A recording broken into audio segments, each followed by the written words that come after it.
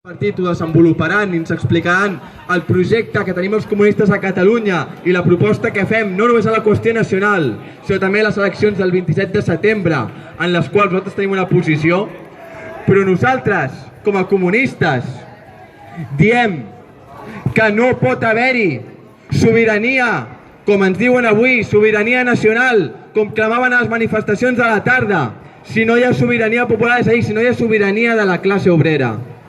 I no com ho entenen els oportunistes que s'han manifestat segurament a part de l'Assemblea Nacional Catalana, els de l'esquerra independentista. No entenem la sobirania popular d'aquesta manera. Entenem sobirania popular com que la classe obrera s'organitzi i prengui el poder polític per construir el socialisme i el comunisme. Això per nosaltres és sobirania popular i en conseqüència sobirania nacional.